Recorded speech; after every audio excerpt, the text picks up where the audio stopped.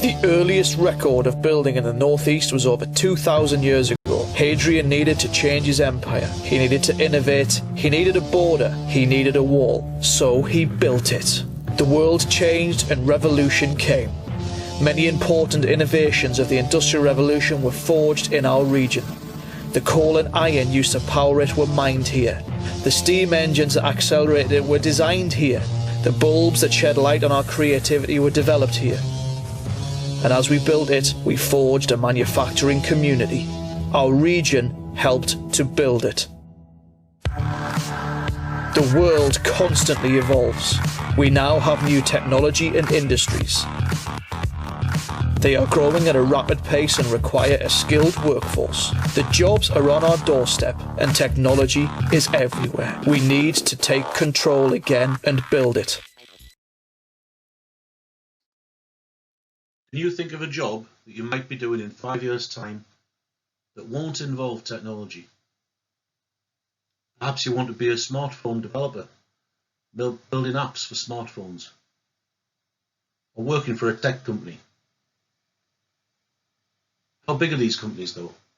Most of the companies in the northeast are small, under maybe 250 staff. What we're going to talk about today is that in the northeast region, we think there are about 39,000 jobs in IT and digital, which we are calling tech. About 3,500 of those jobs turn over every year, and we've got vacancies that we can't fill. Technology is in every sector: tourism, sport, communications. Your world of work will be technology based, but not all tech jobs involve coding or fixing computers. These are just some of the things that have been built in the northeast by the tech industry. Most of the Wi-Fi on the country's trains was developed and controlled and operated from Newcastle. You'll probably be familiar with Ubisoft games such as Just Dance and Assassin's Creed, but did you know that they've got a big base in the northeast? Sage Payroll pays about a third of the people in the country. You might have heard of Atom Bank. You might have been car shopping with your parents and seen some of the visualizers that are used by Audi and Toyota and people like that. These have all been developed in the northeast. So let's have a look at tech in the northeast. As we said, about 39,000 people. We think that's about as many as there are teachers. Think how many teachers you know. It's probably as well paid as teaching as well. So it gives you an idea about the industry that we're talking about in the northeast. But where are the jobs? It's all right saying there are 39,000, but where are they? What are they doing? Well, we've got big elements in gaming, in healthcare, public services, financial services, manufacturing, digital marketing, consultancy, systems integration, working for government, and utilities such as energy, gas, electricity companies, etc., and water. So yes, there are some obvious tech companies. You probably know maybe a third of these logos. You'll have heard of IBM, Fujitsu, BT, Virgin, Sage. You might not have heard of Accenture, which is a software development house that supports a lot of big industry. You may not have heard of DXC, but they used to be HP. It's a branch of what was HP. And then we've got companies, I mentioned Ubisoft earlier. Engie provides the IT to North Tyneside Council. Waterstones is a consultancy based in Durham. TSG is a big information security, information services across the piece IT provider, as is ITPS. They're based in Gateshead. Some less obvious tech employers. These are people that you wouldn't think of as tech companies, but they do have big tech sections. So you think, well, you know, Northumberland County Council, South Tyneside Councils, the councils in the northeast employ probably about 1,000 people in tech across them. Then you've got people like Tesco Bank and Virgin Money. Virgin Money used to be Northern Rock. The NHS has a big base in the northeast where it looks after pensions, but it also looks after payroll and looks after prescription and prescription reconciliation. Big work there. HMRC and DWP both have big bases in Long Benton. The police forces, yes, you'd expect, you think of it from a cyber crime or a crime detection perspective, but think about all the computer systems that have to support that, and they need supporting. That's a bit like it in the universities when you think how many tens of thousands of students we've got in the Northeast. But it's not just that. It's not the academic side. You think about the operational side. They've each got an email address, and you've probably got tens of thousands of young people coming into universities every year that need a new email address. So even that side of things, but now with more and more lectures and things being online, that's a big industry. But we've also got some surprising tech employers in the Northeast. If you think of people like Tombola, who you've heard of for online bingo and gaming and things like that, you wouldn't necessarily think of them as a tech employer. But then you just think a layer behind that. What's powering all this technology? Tombola are also quite unique because they develop all of their software in-house. A lot of gaming companies take what's known as a white label product from somebody else, apply their brand to it, and then use that. Other companies in here, RPMI is the railways pensions people. Home Group are a housing provider. Scott Logic develops software for the City of London, so big trading platform type support software. Nissan, you know what they do. Greggs, you know what they do, but you think about Greggs. Greggs is really a data-driven industry. Retail is very data-driven these days. NBS is part of the Royal Institute of British Architects, and they develop software that supports the architects in designing buildings in terms of having the standards and regular use components to hand. And CEF are one of the most interesting ones on here.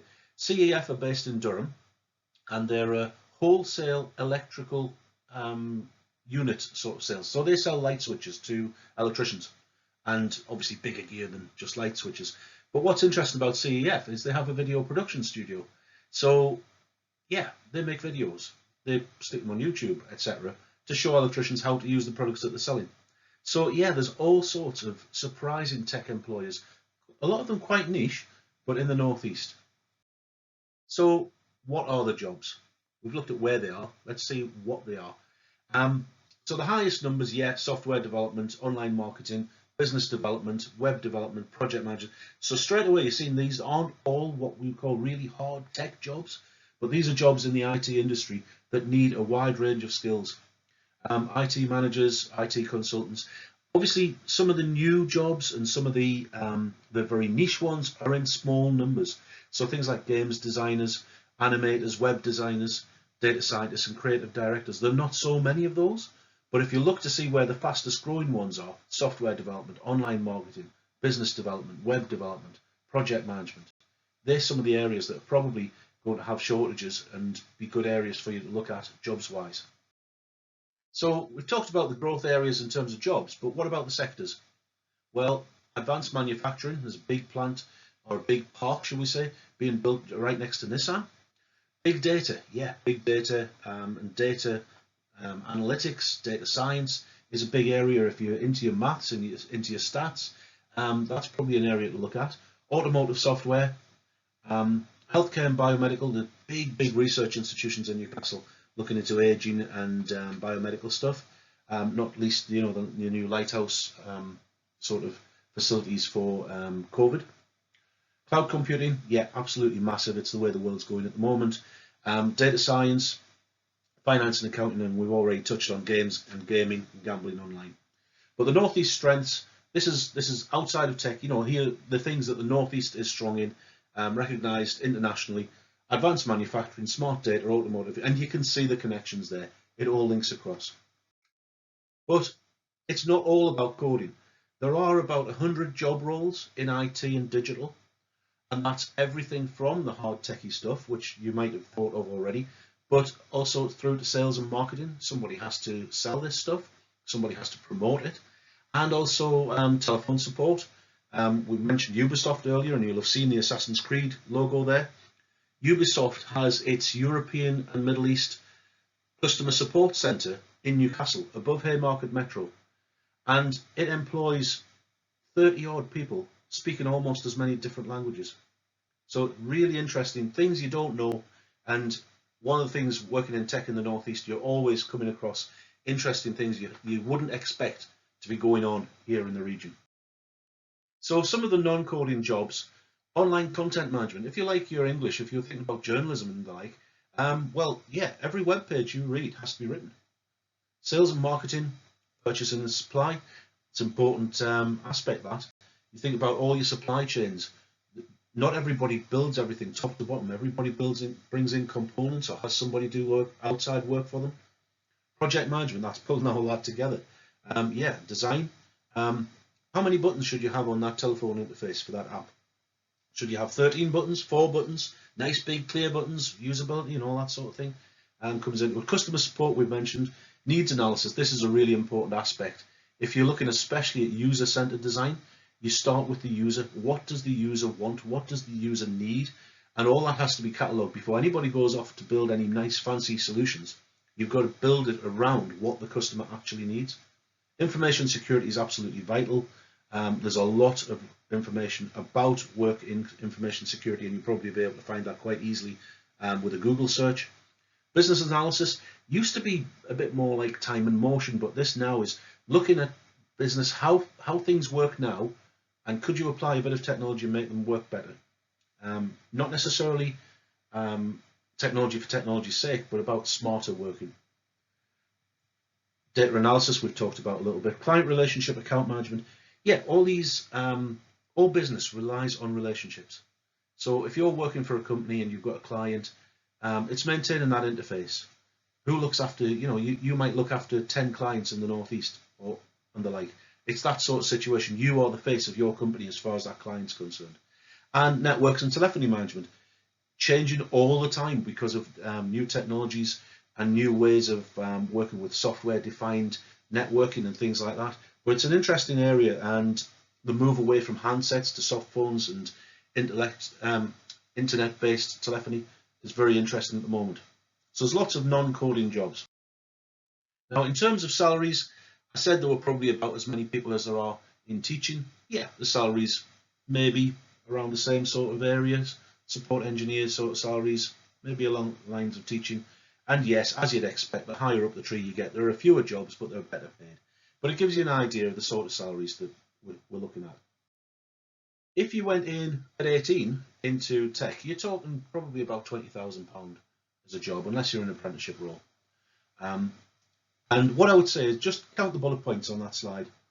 There are about 8 bullet points, and many of them talk about support, operations support, infrastructure support, customer support. You're helping somebody do something. Now, if you wait 5 years, get some experience under your belt, maybe go to university or college, get a bit more experience, what happens? Well, the number of roles, when you're, if you like, a graduate role, you're talking about £25,000, so a bit more money, probably twice as many bullet points on that slide, so there's twice as many openings for you. This is based on a real analysis of the job world in tech. And what you'll notice is there's not as much support on there because you'll not be helping somebody do, you'll be doing it yourself. And I think that's one of the interesting aspects.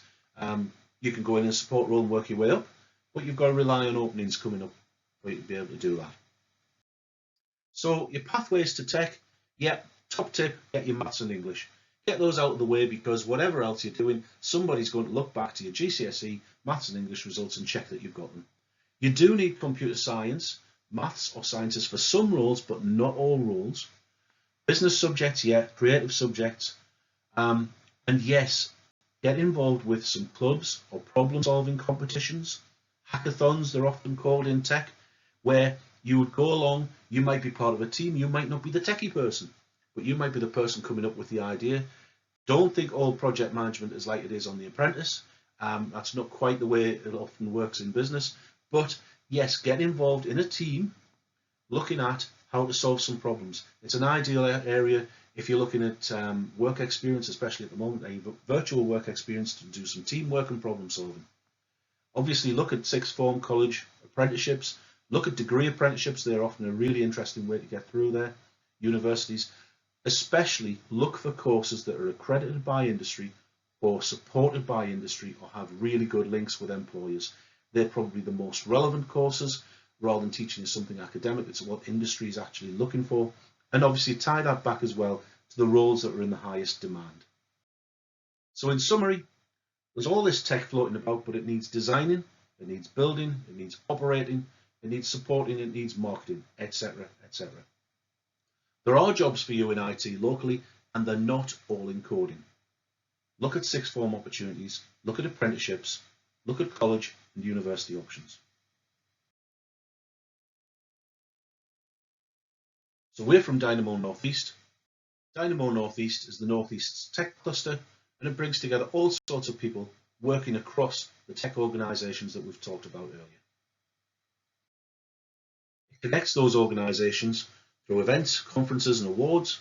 We've trained over 100 young people through our Dynamo Apprenticeship Hub, and we've won funding for a new school in Newcastle, Northern Futures UTC.